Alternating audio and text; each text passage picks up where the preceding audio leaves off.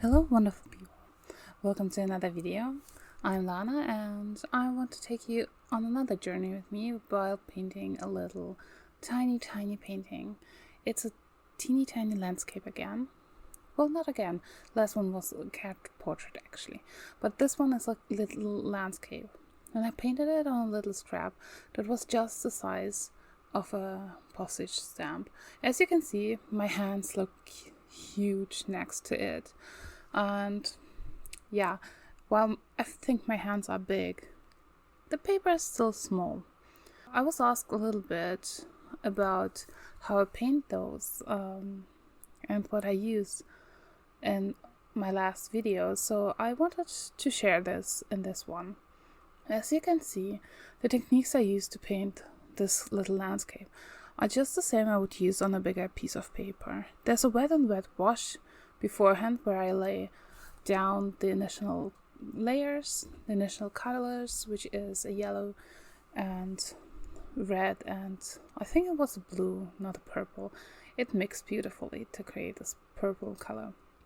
I also set the tones with a little bit of playing with the colors, putting down values as I see fit and as they fitted into the landscape. Then I let it dry to create more layers, just these light trees which will be in the background but will still be visible. Painting in layers will create depth to your piece, and while the trees are not at its full capacity and opacity of the color, they will still be visible in the final piece between the few pieces that will be in the foreground and will create a really beautiful scene. I'm painting the trees that will be in the foreground, which is, I think it's kind of black. I'm not sure, maybe I mixed that color. It's been a while since I've painted this. The palette I used was the tiny travel palette from LanaGoesArt that was gifted to me by a friend.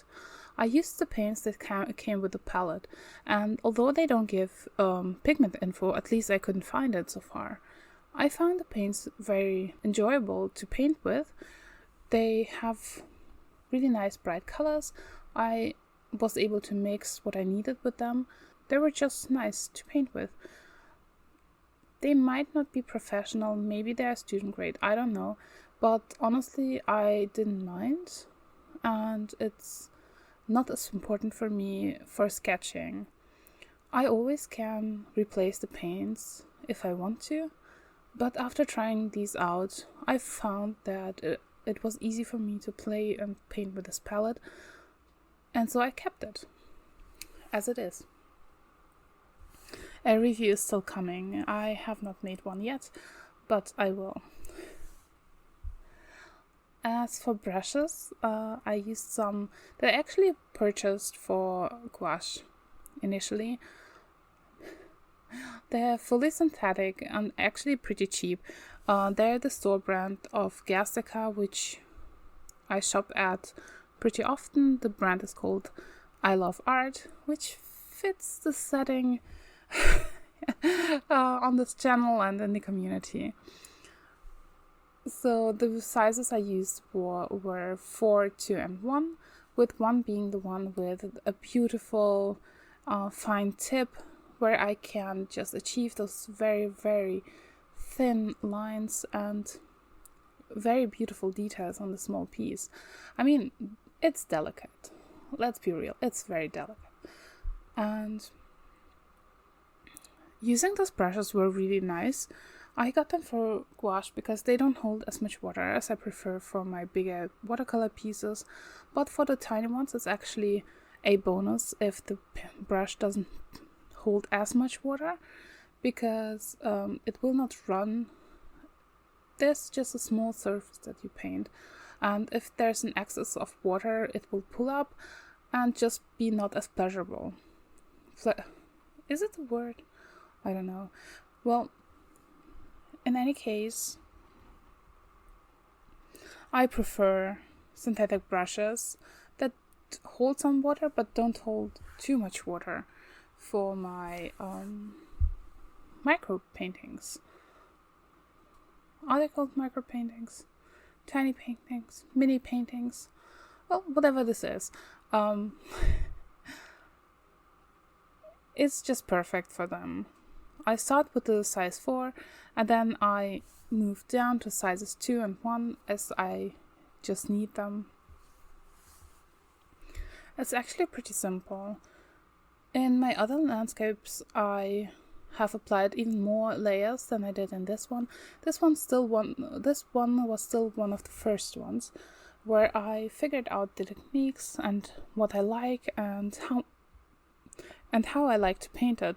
It's a learning process, but I enjoyed it so much that it wasn't the last one, and that's kind of what led to the other paintings that I made.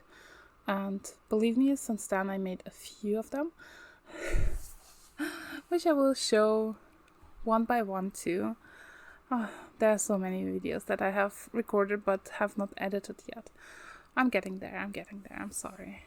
I added a teeny tiny pan of white gouache to this palette just because I have taken it on the go already this summer and have painted with it outside. It's very pleasurable, and I also used my bigger brushes with it, also my water tank brushes.